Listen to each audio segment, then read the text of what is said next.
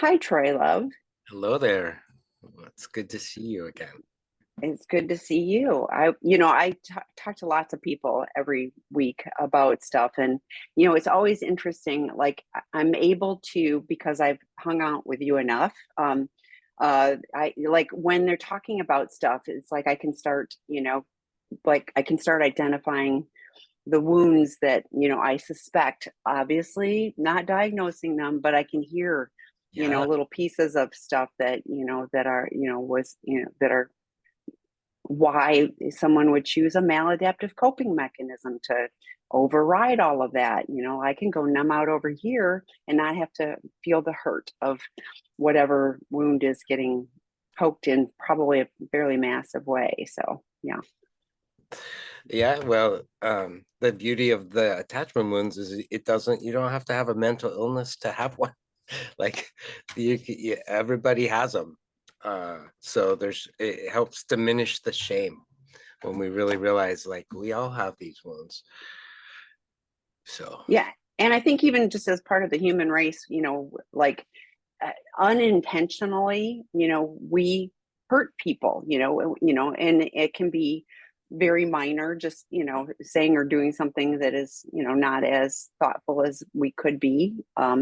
But, but how people take that in depending on where they're at. It can be like, oh, that person's having a grumpy kid's day, and like we move on. Or it's like, oh my gosh, and I think how we own what is happening, and how we deal with it is the piece that we can work on. We can't change somebody else. no, but we can have empathy for them and compassion and all those things. I think one of the hardest things that I run into with, especially when I'm working with couples, is when one of the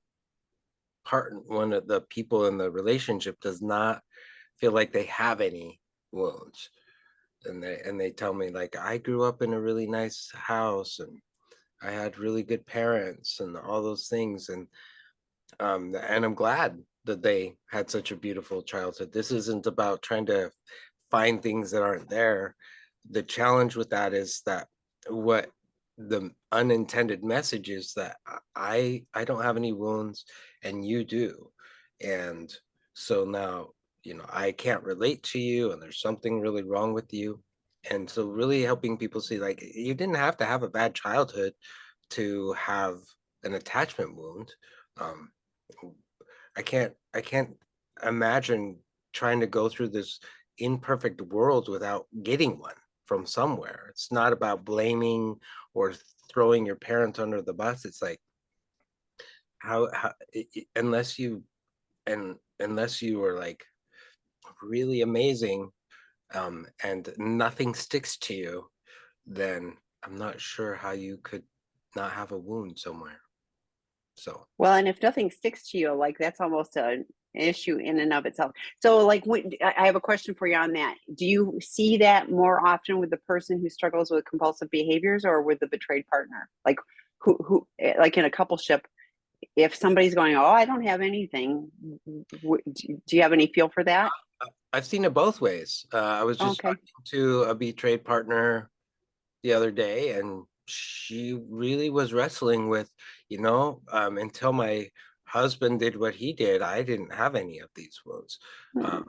and really, really struggling to relate to that. And I'm like, well, that's wonderful. I'm so glad you didn't have any wounds. Like I try not to shame them. And then I've had others who it was the person struggling with the behaviors, and there was some denial, I think, going with that of like, you know, just kind of throwing everything under the bus because that's what they have done for a long time.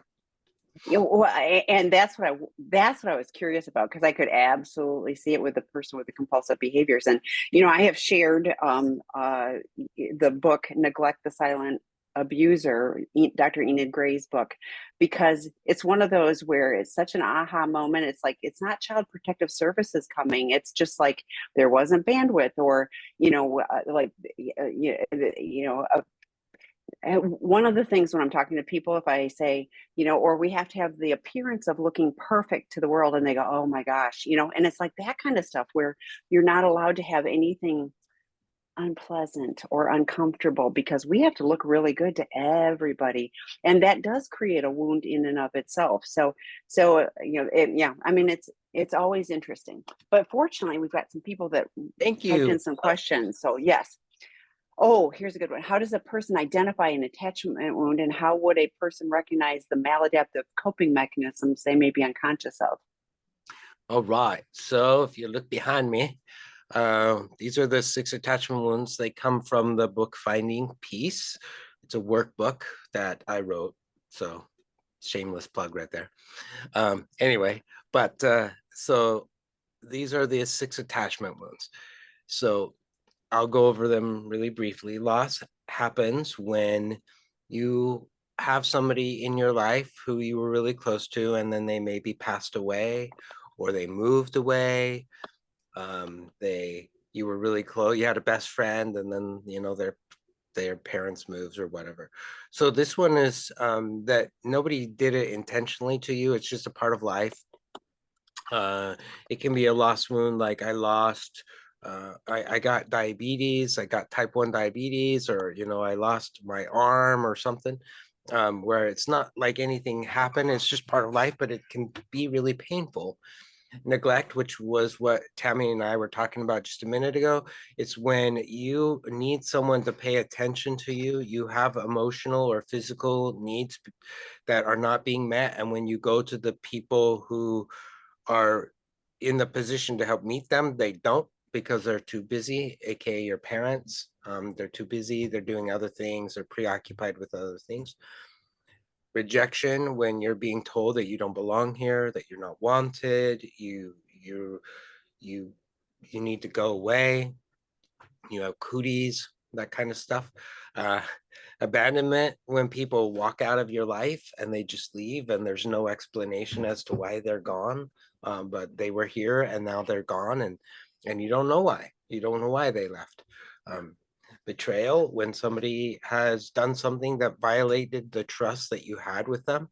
They lied, they cheated on you, they took credit for something that you had done, but they betrayed you. They did something that broke that trust.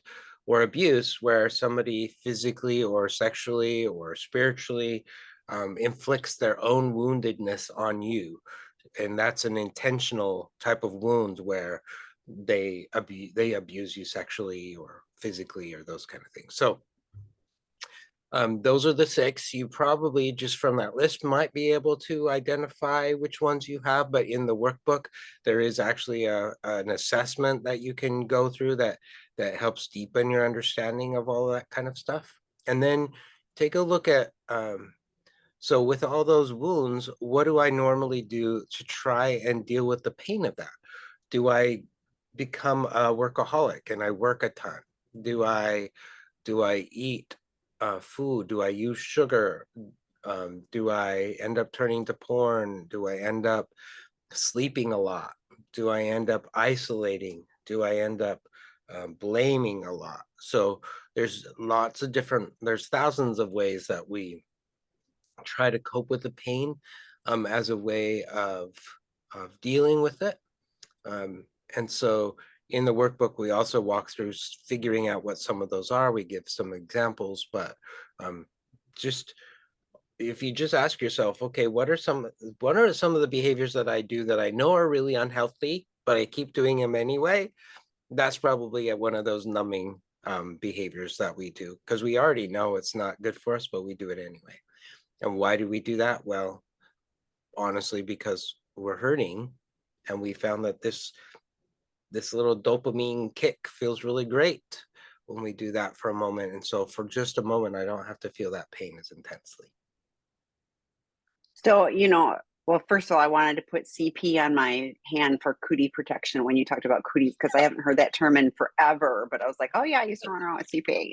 Anyway, so but I was thinking, like there's maladaptive coping mechanisms and like all of those unhealthy things you listed, and then there's coping mechanisms like phoning a friend, going for a walk. Do we what we talk about, three circle plans, and we talk about it for betrayed partners as well as, for those that are struggling with the compulsive behaviors. But what's in your outer circle, what brings you joy, what is healthy for you, mindfulness, grounding, things. Troy talks about the box breathing, and I like 4-7-8 breathing. I mean, there's different ways that we can turn to something that is healthy and helpful to help cope. So we need to cope, but it's, we just don't have the skills to use to do it in a healthy way.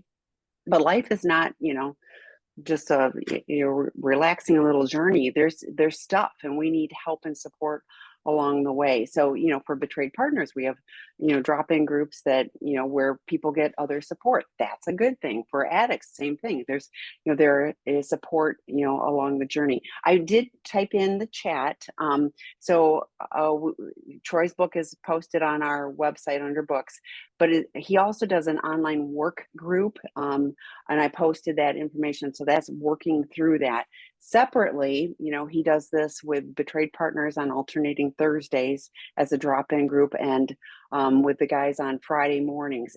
That's different than the work group. So that's so please understand, it's not like, oh, I'm going to the drop-in group, I don't need it. No, like, it still is more. And finally, one more plug for Troy. I personally did his retreat. He does an in-person retreat. And, if you're at the right place to be able to work on those, wounds, it isn't like, oh, I just had discovery and, I'm like, that would not be a good time. It would be very challenging. But, if you're on this journey and you're going like, yeah, I'm ready to work on some of these wounds, I can't say enough good stuff about it. Check that out as a resource as well. So, Yeah. okay, next one. No, thank you. I've learned a lot.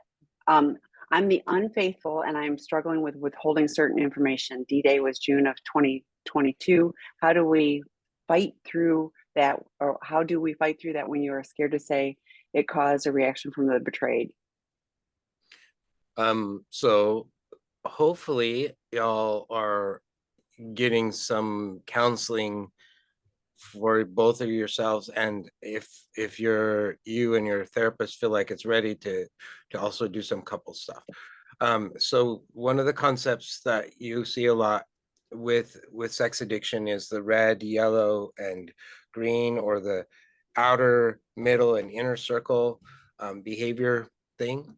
And so having an agreement about which circle you need to disclose to your partner is really important. So understanding what goes in the inner circle are all the behaviors that I don't want to do. Like, this is my bottom line.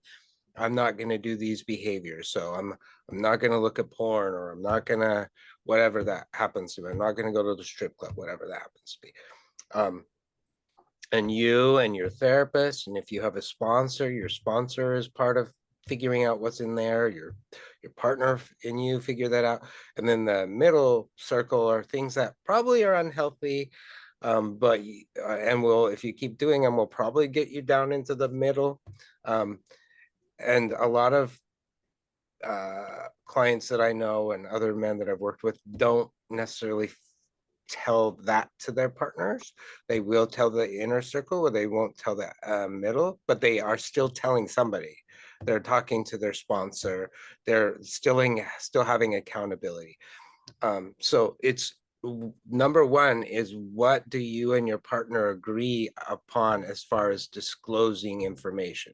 And then there's usually a caveat that within 24 hours, I'm going to share with you any of the stuff that I've done. So whatever the two of you have agreed upon, and that's a conversation that the two of you need to have. I can give you guidelines, but some partners don't want to know, and some partners want to know everything. So there's some dialogue that y'all have to come to. And then your question is beautiful. I'm really scared because sometimes the partner does freak out.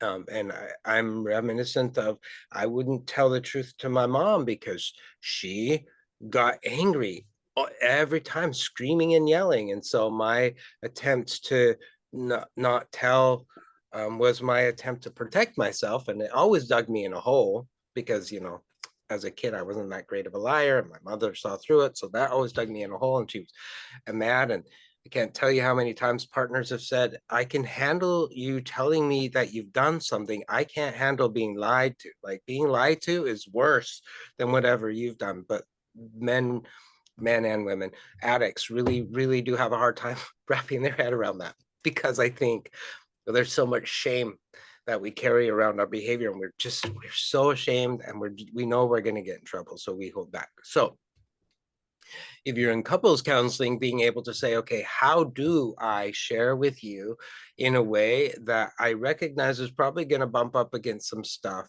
but I want to be honest and transparent with you, but I also don't want to feel like I'm the little boy who is being screamed at by his mom. Because if I am, it's highly unlikely that I'm going to probably tell you. So what can we do to create safety so I can be open and transparent and you can be open and transparent? What can we do? So um, I love how you said, how do we fight through it? I'm hoping you don't fight through it. You lean into the discomfort of it, which I think is probably what you're saying, and recognize you hate what you've done, she hates what you've done, or your partner hates what you've done. Both of you are scared. Both of you are in fight or flight around this topic already. So you're both in a place where your amygdala is going off. Neither of you are probably going to handle it very well. And so being patient with yourselves and recognizing like, hey, this is scary for both of us, but this relationship and you matter more to me than anything. And so I'd rather lose you than lie to you. I'd rather lose you than lie to you again, because I know how deep it hurts. So and I don't want to lose you. So I'm not gonna lie to you. So let's figure out a way to make this work. As you continue getting deeper into recovery and you have less slips, this conversation will hopefully not be as hard, especially if you're checking in every day. There's several check-ins that people use. Fanos for one, Fanos. You can Google it. I'll put it in the chat.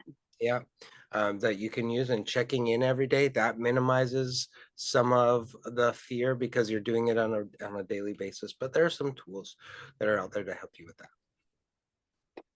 So, and I was thinking, this feels like, and this is what I'm making up, is that you haven't done a formal therapeutic disclosure. And I have a whole bunch of data on that. If you leave something off your formal therapeutic disclosure that should have been shared because you're afraid, guess what?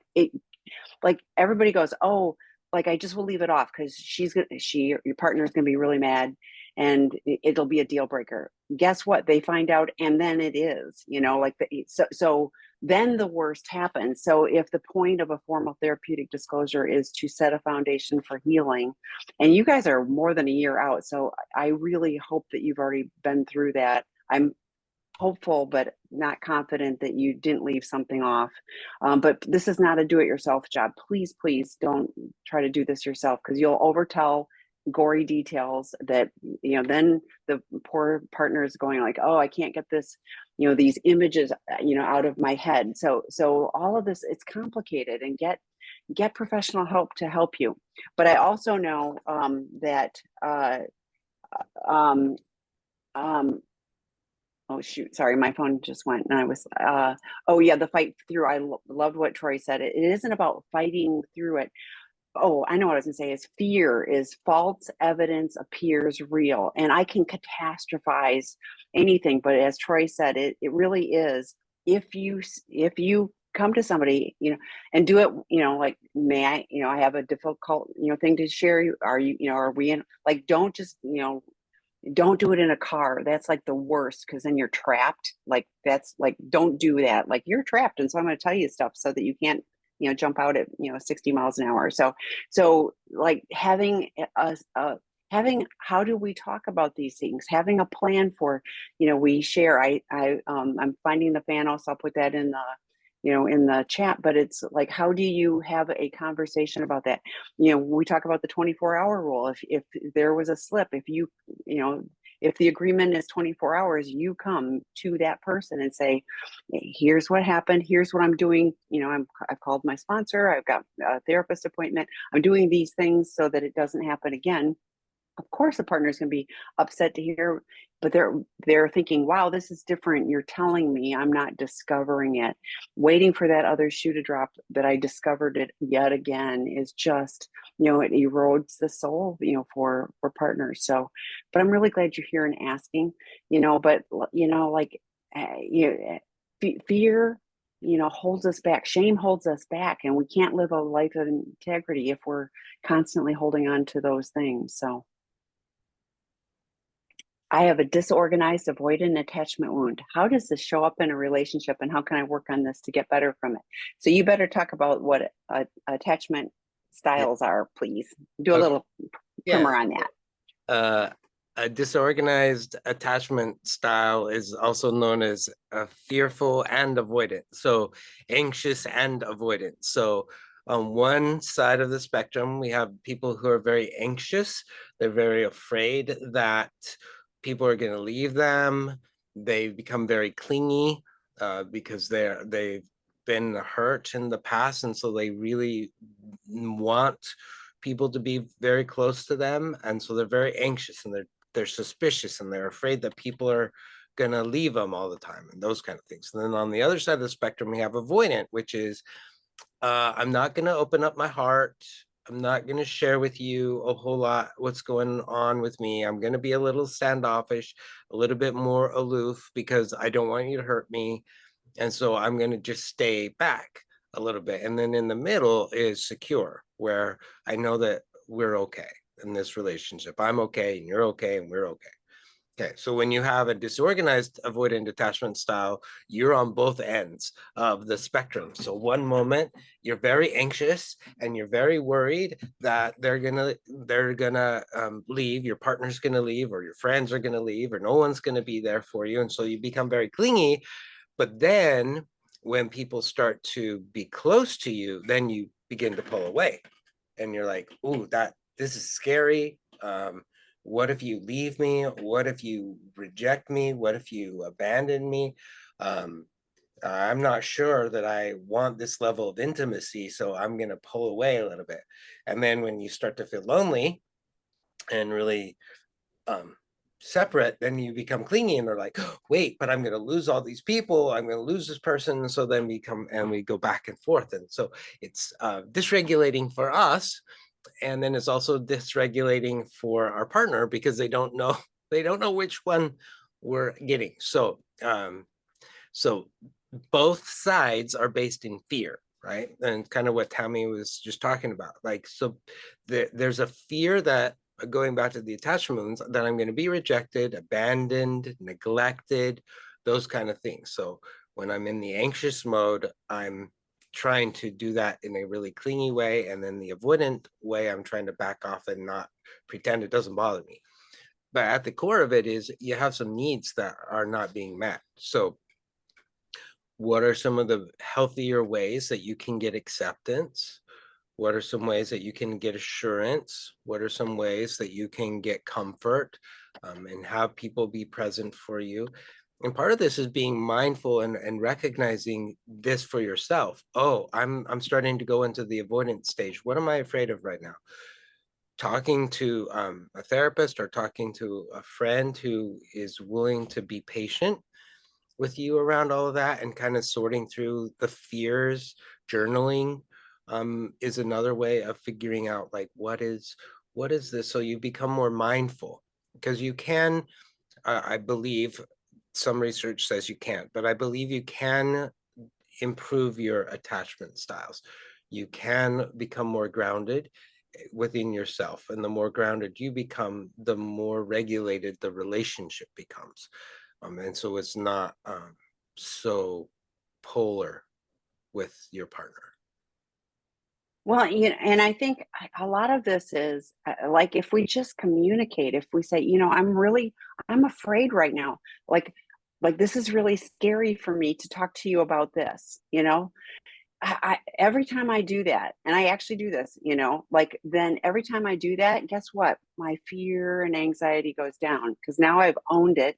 And then, then I can proceed. But it has already reduced my anxiety, which is, like I said, I can catastrophize anything. I know that about myself. So that I typed in false evidence appears real. I actually have a little, quote thing that I have stuck on my computer, to remind me that, like, I don't have to lean into the fear. I have no control over all of those things. So, but I can own, oh, I'm feeling anxious right now. I'm feeling fearful. What's that about? And what can I do, to improve that?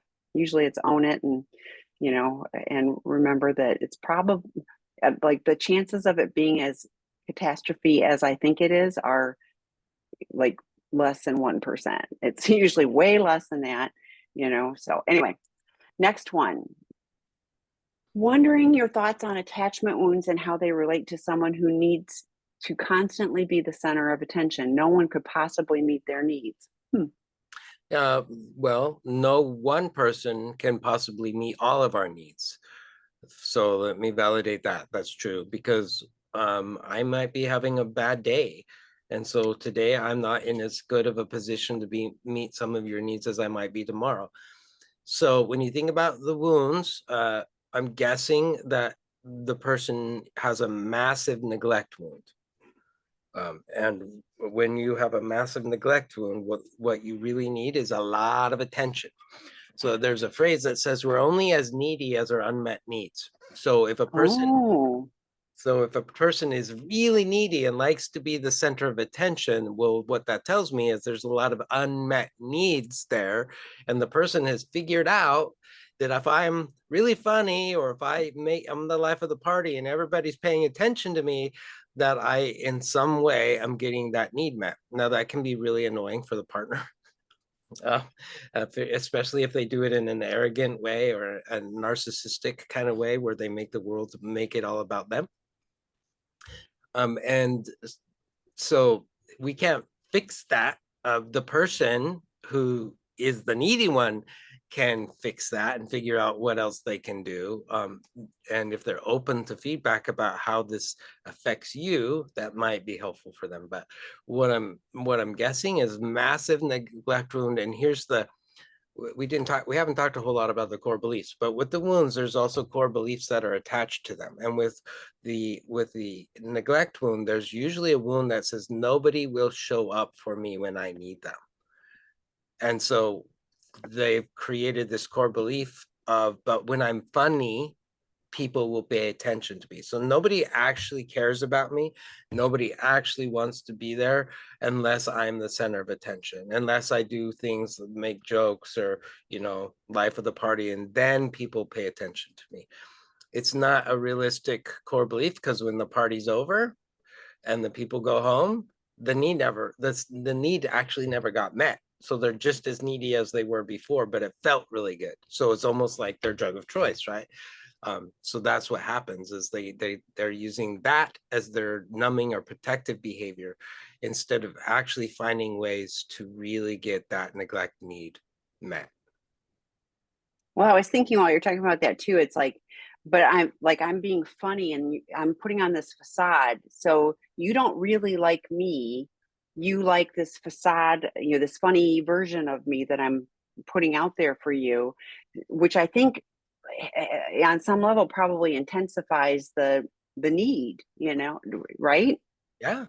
Yeah, because I don't actually believe that you like me. You like the character that I'm playing. And so because I'm not me, I mean, it's a kind of a mind spin here, but like because you like the character, you don't like me. So even though you're laughing at the character that I'm playing right now, you really don't like me. I'm not likable. I'm not worthy of anybody actually sticking around for. And that's the trap.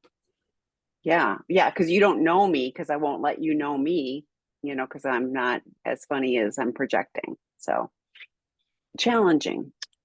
Opportunities. All of these challenges are opportunities for personal growth and we can learn to do things differently. Okay, how is betrayal different than abuse? The betrayal party is aware that they are lying, cheating, gaslighting, manipulating, and therefore emotionally abusing their partner. Well, you can have more than one wound, unfortunately. So the betrayal wound is when the partner cheated on you or they lied to you, right? Gaslighting is a form of abuse. So you can have both. So the um, I'm not the stickler for, oh, well, that's only a lost wound or only that. They all kind of blend together a little bit. So it's just being able to put words to it. Like this feels abusive to me, or this betrayal wound is really deep, or when you lie to get out of something that creates I can't trust you, and that just really stirs up my betrayal wound. When I'm made to feel crazy, when I'm asking a question that I know is the truth, and then you lie to me, and then it turns out that I was actually right, and that gaslighting, that feels abusive to me. That's very abusive. So they blend together. And I'm going to switch the lens a little bit. If it's a rare person, it really is rare that someone wakes up and goes, today I'm going to be abusive to my partner and I'm going to do these things.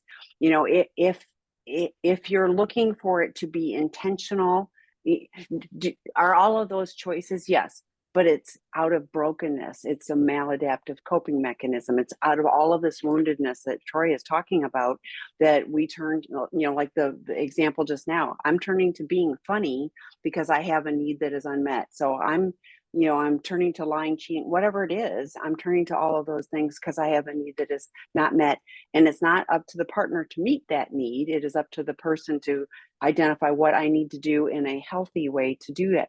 Does it feel abusive? Yes. But the challenge is when partners go, you're an abuser, you're an offender, you're whatever, that's making them, rather than, gosh, your behavior was so hurtful, your behavior was so painful. I can change my behaviors, but if I'm labeled as somebody that is, just, I mean, there's a legal definition for offender, so it's one of those things where, what is the goal? If the goal is healing on both sides of the equation, there's a path for that.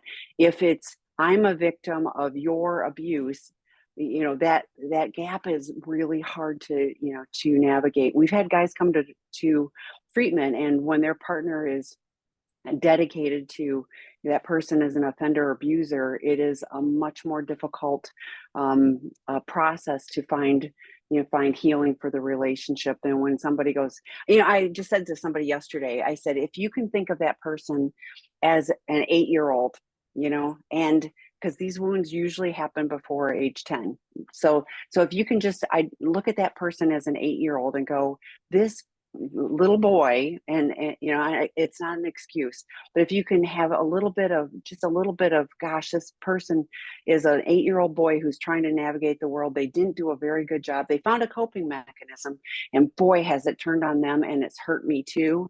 That is a place where you can kind of find okay, I want this person to get help and healing without labeling them things. If I'm an offender or abuser, that's who I am. If I have done those behaviors that are problematic and so hurtful, but they're behaviors that I can learn to change, then there's an opportunity for healing. So, but I really don't know very many. I mean, most of the people that I work with, and it's lots, it is not an intentional, I'm getting up and I'm going to go be abusive, today. I'm going to hurt myself and everyone else today.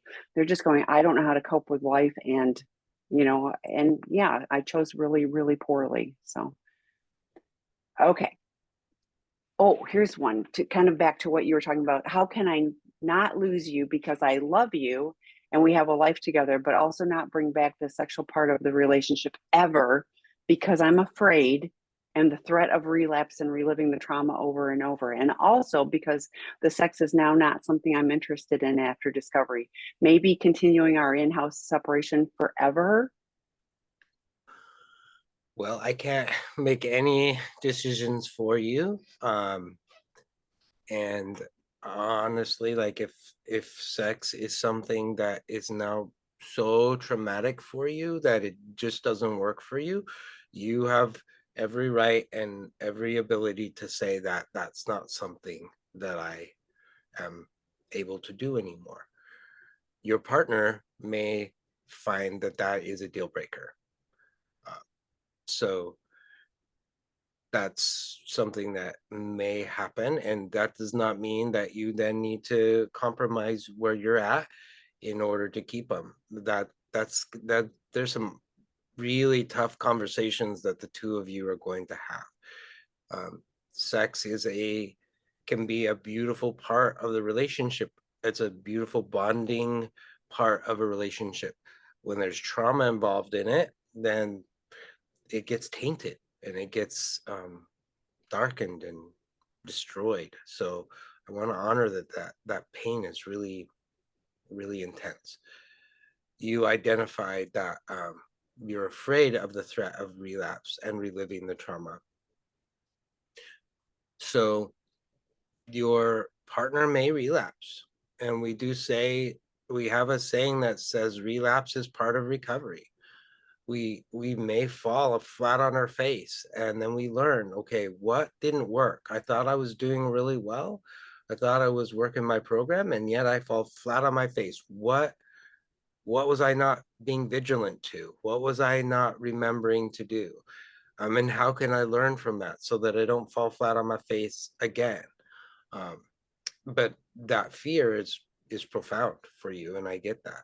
So being able to have the conversation and say, like, I love you and I care about you, but I don't think I can ever be sexual with you again.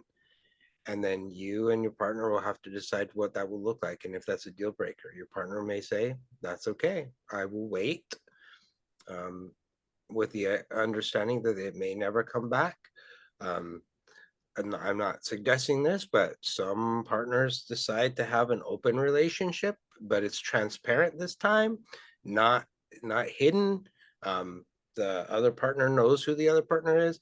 That can get really sticky, and I would recommend that you have a therapist who can walk you through all of that stuff. I'm not saying that's a thing to do. I just know that that's what some couples have done. Um, but there's some deep conversations that are going to have to be held and honored from both of your perspectives, not in an intending to change the other person's viewpoint, but to be able to honor it and say, okay, so how do we work through this? Is it a solvable issue?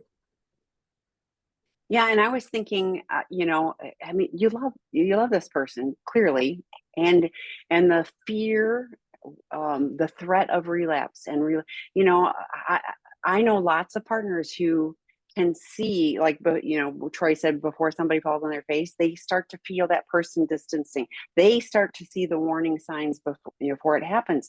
So there could be. I'm not saying there always is, signs, but for many of them, they're far more attuned to that, because they've been through that. But on some level, um, there's lots of people who live with addicts who are active in addiction, like they still love them. There's financial reasons. There's lots of reasons why they stay, but they have their good support system. So what that person is doing or not doing has less impact on them. They have the ability to lean into their support, resources. So they're not, reliving the trauma. It's like if somebody slips, it's like, okay, what do you need to do to take care of you?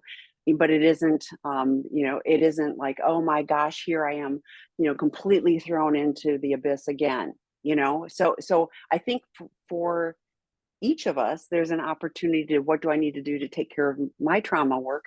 And we talk about like EMDR, somatic experience. I mean, brain spotting. There's lots of different resources to work on those traumas. But life is life, and we don't know what's going to happen. I have lots of not acting out behavior, life, messy stuff that happens. Health issues, whatever it is. So how do I deal with life, and with an addict, yeah, it's always the potential for relapse. And I, like, my least favorite meetings when I go to 12 step are relapse, because there's a bunch of us that don't, that we don't. So it doesn't have to be, it can be. Preparing for that is a good idea, not expecting that, oh, now this person's magically fixed. But it also it's a chronic condition. If we're doing the work on a daily basis, that's my little insurance policy that for today, I don't have to choose to relapse. So, and when I get into enough recovery, it is a choice if I choose to relapse. It isn't, oh, how did this happen? It's like, yeah, we can do the autopsy on it, but there were signs like 2 months ago when I quit going to meetings, I quit doing my meditation, I quit calling myself, whatever it was. I quit seeing my therapist. Oh, I don't need my therapist anymore. I'm all better. Probably not a great choice. So anyway, um, but the in-house separation forever, if that's what you want to live as roommates, like absolutely, that is, there are people that choose to do that, but you also love each other. So is that, if that's what you really want, rock on. If it isn't, how do you navigate the gap so that you can find, a place that works for both of you? In recovery as a couple, how do you navigate getting through each other's wounds? This is a great question of betrayal, neglect, abandonment, and abuse. 2+ years in good recovery and a couple for more than 40 years married. So lots of history together. Well, congratulations on 40 years. That's pretty amazing. Yeah. People don't pull that off anymore. All right, these are called the burpees. Blame, rescue, protest, and escape. If you've ever done a burpee, the actual physical exercise where you jump up in the air and then you come down and you do a push-up and then you jump up in the air, that's called a burpee. Those are really painful. I hate them. And I hate these burpees too. So you have a wound of betrayal or neglect or abandonment or abuse or all of them, right? So oftentimes what we do when we're having a conversation is we'll say, well, you betrayed me, or you neglected me, or you abandoned me, or you abused me. And notice I'm putting a D at the end of each one of those verbs. And when I put that D there, I am now blaming. I am now blaming you. So when I'm pointing out what you've done wrong, then I am blaming. And the challenge with the burpees is that the moment that I start doing one of the burpees, I invite my partner to do a burpee right back. So if I start blaming, there's a chance that my partner is going to start protesting and saying, well, what about this? And that's not fair. And I didn't do this. And now we're going to get stuck in this cycle. Or my partner may see that I'm hurting, and so they may try to rescue me. And the way that they rescue me is by telling me how to live my life, how to fix it. Well, you know what you should do? You should have done it this way, or why didn't you tell me it like this? Or we give lots of life lessons as a way of trying to make it, or we just take over and say, well, I'll just do it myself. I'll just do it myself. And then when I do rescuing, chances are my partner's going to do one of these right back. The last one that we do is escape. Not last, but the last one on the list is escape, which is I'm going to check out. I'm going to go watch TV, or I'm going to leave the house, or I'm going to go for a ride, and the whole point is I'm escaping, and I'm not planning on coming back and having this conversation again. I'm just going to pretend that this conversation never happened, and I'm going to go do something else. So when you say, what can we do to navigate through these wounds, is number one, avoid the burpees. A healthier way is to say, my abandonment wound is really hurting right now. It feels like I'm on fire. I feel so alone. I feel like I'm in this dark place and there's nobody around, and I'm calling people's names and nobody's there, and I'm scared, and I am terrified that this isn't going to get any better.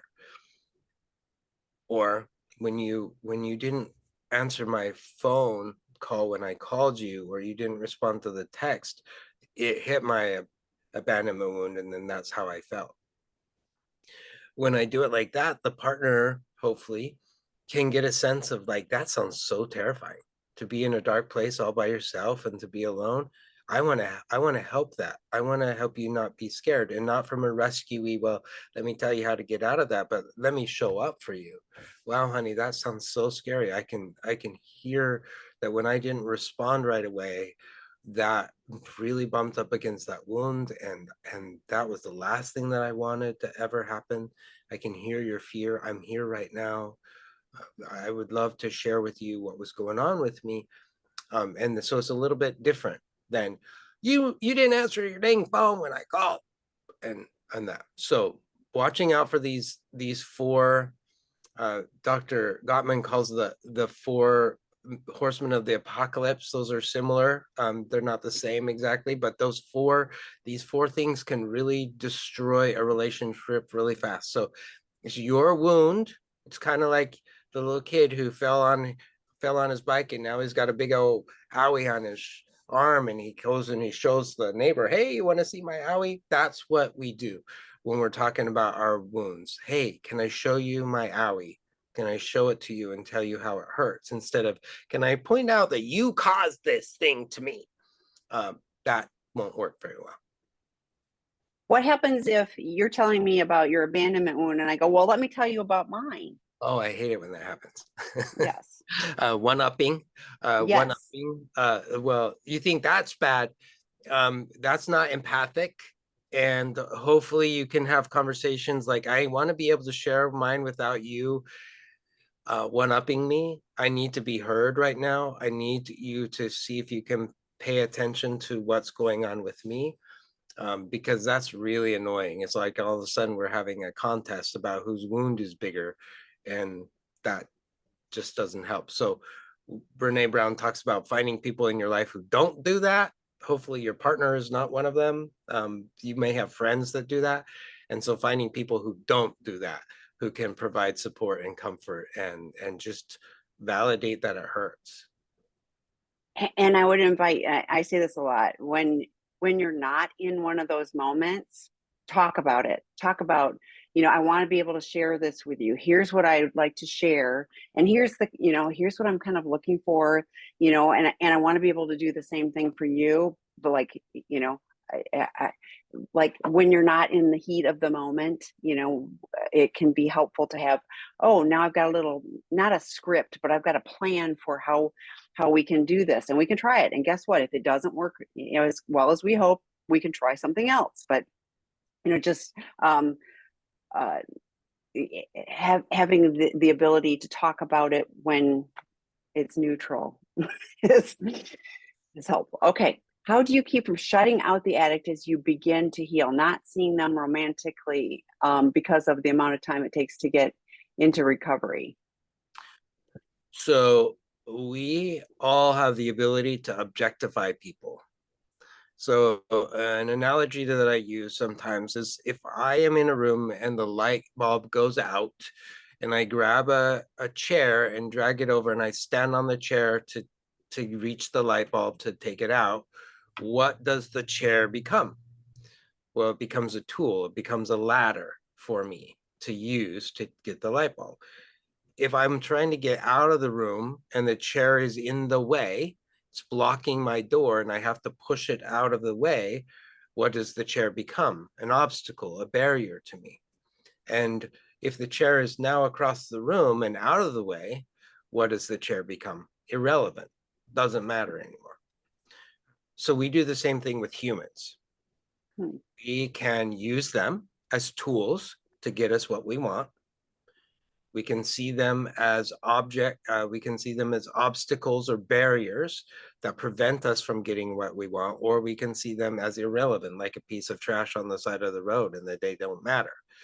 So when you are saying, how do I keep shutting out the addict as you begin to heal? It's working really hard to not objectify the addict.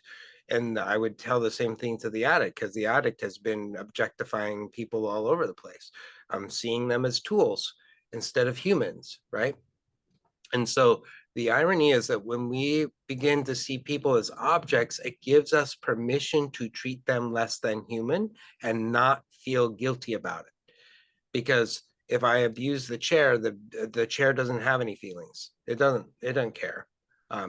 So if I'm yelling at the chair or screaming at the chair doesn't care.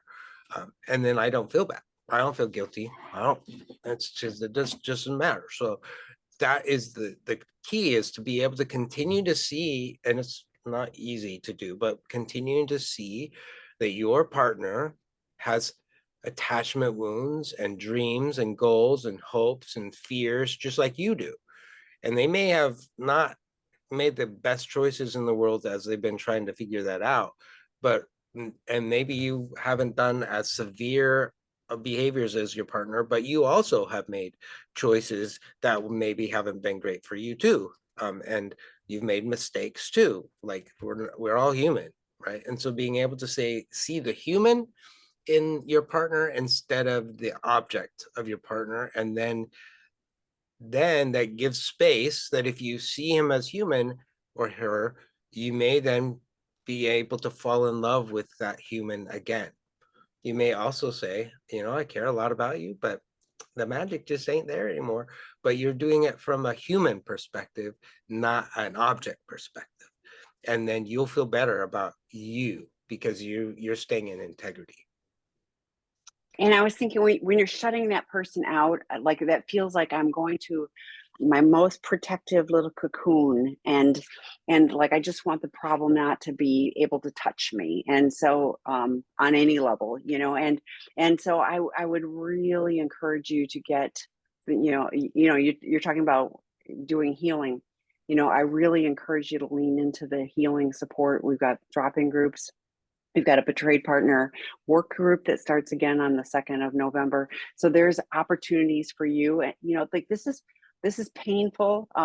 Debbie McCrae did a 2-part series of webinar on grief, and whether you stay or go, there's grief. There's grief of this person is not who I thought they were. Our relationship isn't what I thought it was, or they're no longer in my life. So just shoving those emotions up on the shelf, is, like they'll reappear, and even like in another wound. Okay, I'm gonna really protect myself, and I'm not gonna open myself up to other people. I'm gonna always hold back. So I mean, relationships are messy, but they're really meaningful too. It's like you're always vulnerable if you're in a relationship with someone, because they actually can hurt you and you can hurt them. The goal is to navigate that so that we're connecting in the best way and supporting each other and cleaning up our messes. So, okay, next question.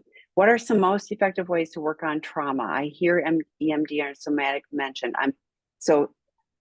I'm 26 days sober from porn addiction and getting a therapist in 2 weeks, but I'm wondering if y'all have anything in addition to therapy that is really helpful. I'm really excited to start working on these things, as I know my recovery will be much harder to maintain long term if I don't fix these things. Does trauma go away with enough time and work on its remission? And I'm going to go, like, we have a porn addiction 101 work group that starts on November 18th.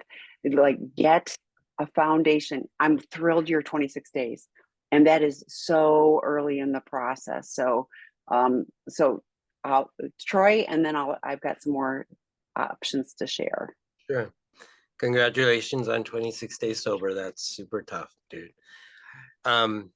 Yes, EMDR, somatic are all really beautiful ways. Me and my colleagues have arguments sometimes about how soon do we do trauma work with somebody who's early on in recovery, because when we do trauma work, we have to touch the trauma, which then can trigger you to want to go numb again. And so the argument is, yeah, but if we help them deal with the trauma, then they won't want to numb anymore. And I'm like, I don't know. So I'm with you, and so is Dr. Rob. Yeah. Right? So there are some things to do, like grounding tools and understanding what's going on in your brain, and a lot of things as you're getting ready for trauma work. EMDR does do a really great job of helping people process their trauma. Somatic work, if you have somebody that's a body work, they do that. There's lots of other ways of doing trauma work that are out there, brain spotting, different things. Your question though is, and I'm kind of reading through the lines, and this may be not what you're saying, but what I'm hearing is you're asking what I used to ask is like, is there a magic pill somewhere? Yes. Is there some therapy that I can take that will just like, and I'm good? And dude, I've been looking for 30 years and I ain't found it yet. Okay. So, but um, I've done all of that, by the way, EMDR and somatic, and it's all been helpful. But does the trauma go away? No. Um, you will always remember that it happened. Does the pain of the trauma go away? Yes, it can. Uh, I will still have, I mean, I have rejection and abandonment and neglect wounds, and I got them, and they still get bumped. They're not as intensely bumped now than as they were before, but there are times when they still get bumped. But what I've learned about myself is that I am not defined by that trauma anymore. I'm not bad. I'm not horrible. I'm a good person. I have light. And that is what we want to be able to help shift in your mind, is that you are worthy of love and belonging, and that you matter. And yes, you've had some bad things happen to you, and you're going to be okay. So I'm so proud of you. I'm glad you're finding a therapist, and your therapist will probably work with you and figure out when it's the right time to do trauma. Even EMDR therapists don't jump into doing EMDR right away. They try to get a sense of where you're at. So you're in the right spot, and keep going forward. Don't give up on yourself, because you're enough, man. And I just want the one other thing I wanted to qualify is I'm seeing a therapist in 2 weeks. A generalist therapist is not trained on these issues. So I hope you're getting ready to see a qualified therapist who can, can really do this work. And if you don't have, I mean, it makes a difference. I use this all the time. Like if I have cancer, I want the cancer specialist. I don't want my nice GP who does a great job with my flu shots, et cetera. I want the person who can really help me with these specific things. So, and this is a chronic condition. You're right. This is lifelong. And Troy's right. There is no magic, fix or pill or whatever, no magic wand, that'll take all of this away. But wow, we learn in layers, and the trauma work, like honestly, yeah, I've been in recovery for decades, and Troy's work, like I had a whole nother layer of like, oh, I have neglect and abandonment wounds. Who knew? I mean, I knew I had them because they would get poked, but like I had the ability to continue to do the work. And I used to hate that like I wasn't all magically wrapped up with a bow and like Miss Zen. And now I go, you know what? This is an opportunity to continue to learn, more about myself and be someone I like more now than I did 2 years ago. And in 2 years, I'll say the same thing. So look at this as this is the journey. This is a lifelong process, and we have the opportunities to live a really good life in recovery. So I'm thrilled you're here. If you need support, or you need other things, I did put the porn addiction 101. I put work groups in the chat, but you can find them on Seeking Integrity. You can always email me, Tammy, TAMI at seekingintegrity.com if you've got questions. And we've got one more question. As an addict, 2.5 years in recovery, how do you get your needs heard by your betrayed partner in a healthy way? Are my needs worthy of being heard when my wife has so many needs and obstacles today? Yes, your needs are worthy of being heard. Your needs matter just as much as your wife's do. The challenge is that your wife may not have the bandwidth to hear your needs because her love and belonging tank has been so depleted over the years that there's just not a whole lot in there for her to give back to.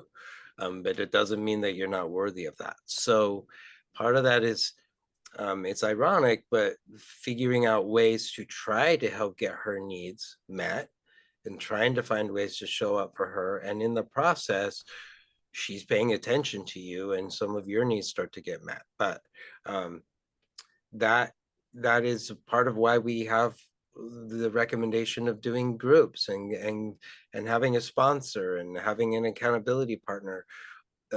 There's obviously some things that only your wife can meet for you if you are planning to be faithful in a relationship, but there's a lot of things that are healthy that can be met in other ways that are not a betrayal of the relationship or the bond of the marriage.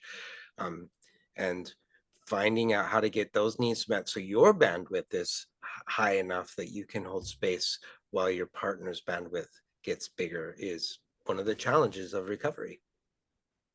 And I accidentally hit send, but the betrayed partner work group starts on the 2nd of November. That could be really beneficial for her. I also think it's really good to talk about what your needs are with your therapist, with your qualified professional, with a sponsor, because needs and wants are different. And I know for addicts, and partners too, that we go, I need this, and it's really more of a want. So it's really good to identify. But we talk all the time about boundaries, and boundaries are for our safety around our needs and making sure that we have those needs met, whether it's by our partner or a tribe of people that support us. So so there's lots of opportunities within that. But yeah, like Tori was talking about, like the chair being a diminished thing, like it just because we are an addict doesn't automatically relegate us to less than human place. We have worth, we have a lot of brokenness. The more work we are doing on our recovery, the more we show up differently, and don't have to be doing the problematic behaviors that hurt ourselves and other people. So okay, we're past out of time. Thanks for hanging in there, Troy. Thanks everybody for the great questions.